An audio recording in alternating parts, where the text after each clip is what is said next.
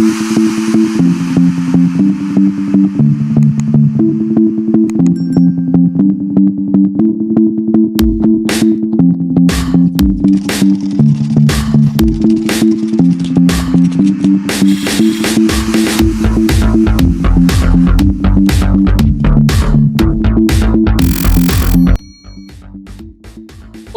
baik teman-teman semua, selamat bergabung kembali di my channel Benji TMG.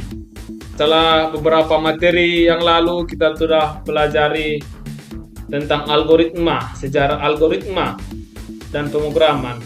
Lalu tentang algoritma pemrograman di bagian variabel. Lalu bagian pernyataan bersyarat dan juga tentang pernyataan berulang dalam pemrograman. Dan satu lagi kita lupa, yaitu mengenai operator. Sekarang kita masuk ke dalam materi yang selanjutnya, yaitu fungsi atau function dalam bahasa Inggris ya. Apa itu fungsi? Nah, di sini sudah ada materi yang sudah saya ambil, sudah saya input. Ini akan kita bahas bersama. Nah, di sini fungsi. Apa itu fungsi? Fungsi atau function adalah blok kode program yang disusun secara sistematis atau input, proses, output untuk mengerjakan suatu hal. Apa tujuan dibuatnya fungsi? Yang pertama, untuk mudah membaca kode program atau readability. Dan yang kedua, manajemen atau ubah, tambah, hapus, share, dan print coding lebih baik. Ada dua jenis fungsi di Python. Yang pertama itu disebut dengan built-in function atau fungsi yang sudah disediakan. Contohnya in. Nah, in ini itu untuk menyatakan bahwasannya bilangan itu bulat. Nanti kita akan masuk ke dalam contoh. Nah, selanjutnya ada float. Float ini untuk bilangan pecahan. Ini ada max untuk menyatakan bilangan tertinggi, min untuk menyatakan bilangan terendah, dan ada join dan sebagainya. Di bawahnya ada contoh nih. Nah, A. Variabel A sama dengan in buka kurung input buka kurung tanda petik 2 bilangan A tanda tanya tanda kutip penutup dan tanda kurung. Nah, apa yang dimaksud dari contoh di atas ini? Bahwasannya variabel A sama dengan in. Nah, in tadi sudah saya katakan bahwasanya in ini untuk menginput bilangan bulat. Contoh 1, 2, 3. Lalu dibuat di sini lagi input. Nah, maka perintahnya ini akan diinput dari keyboard. Lalu dibuat ini sebagai string. Ini disebut dengan string ya, kelompok kata. Bilangan A tanda tanya baru tanda petik penutup. Nah, selanjutnya itu ada max sama dengan max tanda kutip tanda kurung pembuka baru tanda kurung apa ya ini ya, tanda kurung siku ya. Dan dibuatlah di sini ada angka yang dimasukkan. 50, 60, 70, 40, 90. Lalu tanda kurung penutup. Di sini ada komentarnya 90. Apa itu 90? Nah, atau bisa kita pahami bahwasanya max bilangan tertinggi itu apa? 90. Nah, ini hanya komentar saja. Untuk lebih lanjutnya kita bisa contohkan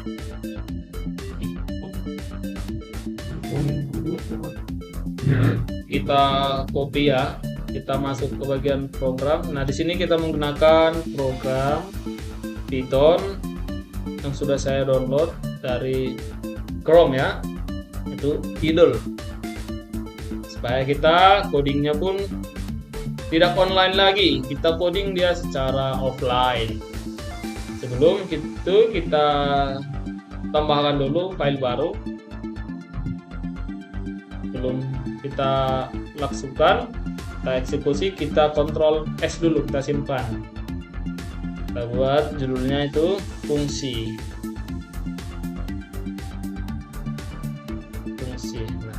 enter.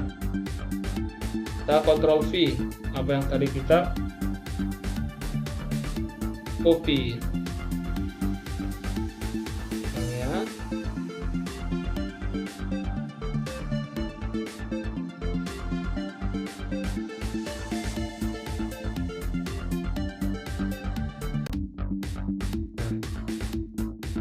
Yang pertama dulu kita buat A sama dengan input bilangan A. Kita run.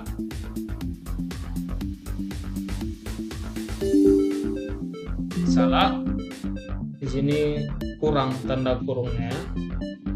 Penutup. Kita run lagi.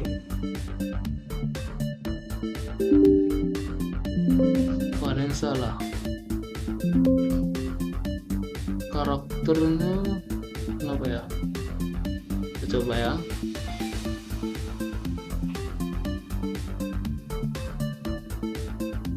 Ya.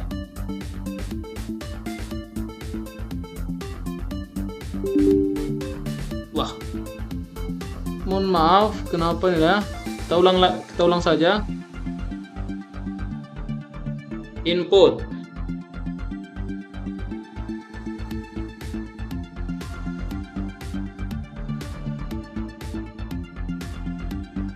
Bilangan A.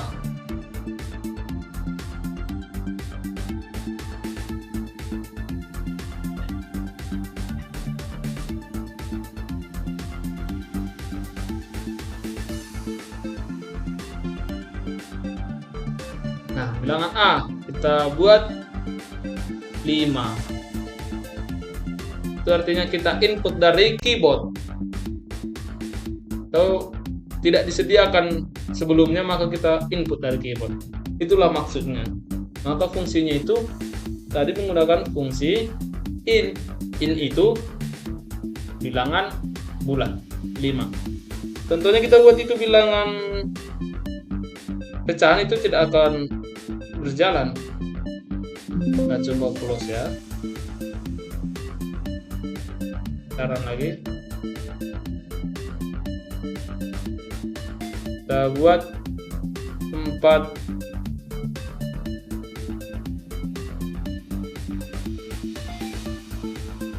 per 5. Nah, salah. Karena apa? Karena tadi ini untuk bilangan bulat, yaitu 1, 2, 3, 4 dan selanjutnya. Maka selanjutnya kode program selanjutnya untuk contoh yang kedua kita coba.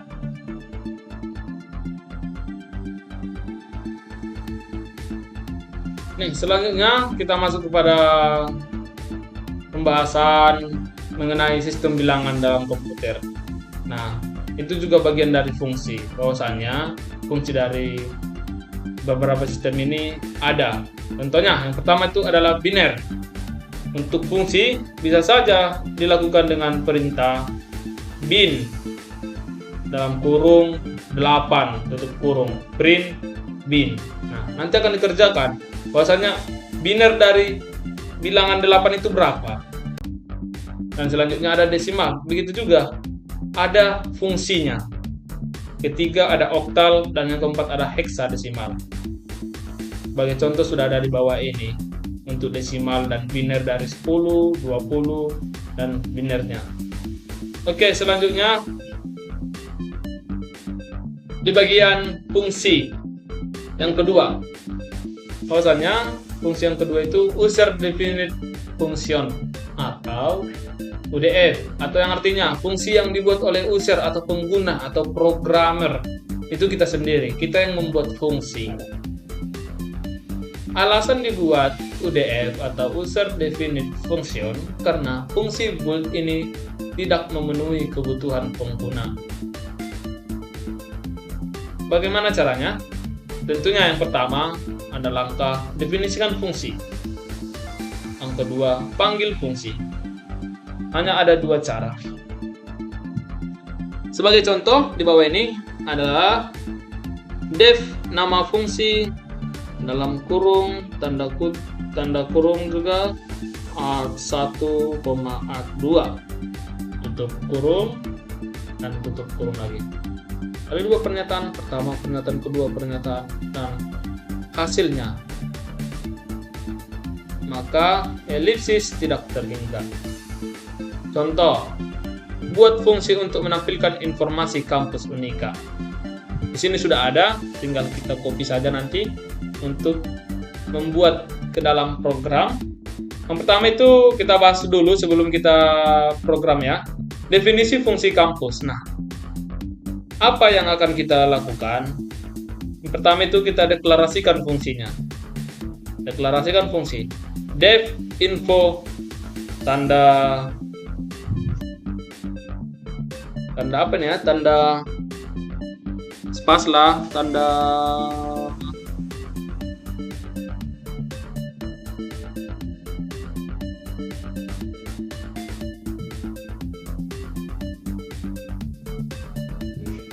itu ya, tanda itu, lalu kampus dan Unika, lalu dalam kurung titik 2. Nah, selanjutnya setelah titik 2 akan ada perintah print dalam kurung tanda kutip 2 nama Unika Santo Thomas, print, lalu dilakukan lagi tanda petik kedua alamat, dan selanjutnya sampai dengan print email. Lalu yang kedua itu panggil fungsi. Nah, ketika untuk panggil fungsi ini sama saja dengan perintah untuk print, maka yang perlu kita lakukan itu apa? Info kampus Unika, lalu tanda kurung 2, maka akan hasilnya itu akan muncul. Kita coba saja.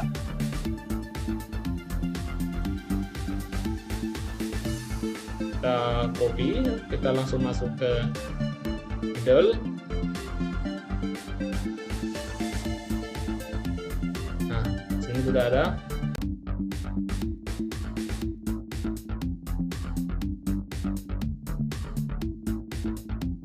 Nah, di sini kita buat tanda kurung dulu.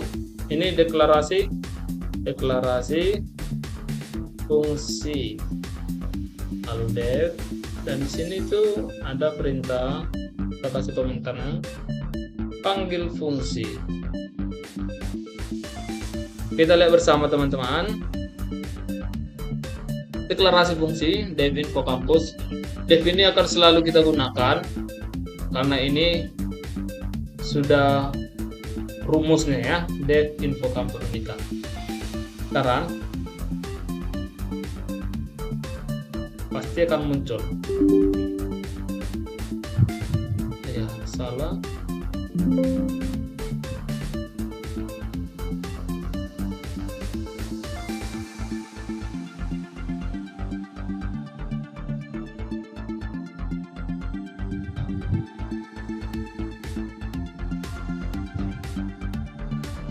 Tanda petik 2-nya mungkin tidak terbaca oleh komputer karena berbeda. Kita coba ulang ya. Nah, sudah terang.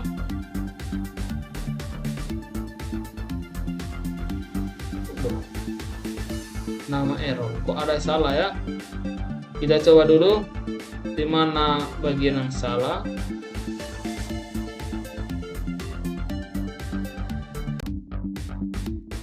Sini huruf kecil, lalu kita coba lagi run. Nah, berhasil. Maka setelah kita panggil fungsi info kampus Unika, maka akan muncul apa yang sudah ada dalam deklarasi tadi. Nah, print, nama, alamat, website, dan email. Tentu sama. Oke, kawan-kawan. Semoga dapat dipahami ya. Kita lihat selanjutnya. Dan masih ada lagi contohnya. Nah, teman-teman bisa kerjakan sendiri, bahwasanya ada contoh buat fungsi untuk menampilkan string atau kumpulan karakter Unika sebanyak 50 kali. Nah, teman-teman juga bisa praktekkan. Ini sudah ada def tampil Unika for i in rank. Nah, kita buat ini sebagai perintah untuk menyatakan bahwasannya print Unika itu sebanyak 50 kali. lalu kita panggil lagi fungsinya. Apa yang di atas tadi yang dilakukan, yang diketik, itu kita tampilkan di bawah, yaitu tampil unika. Untuk div tidak usah lagi karena sudah terbaca.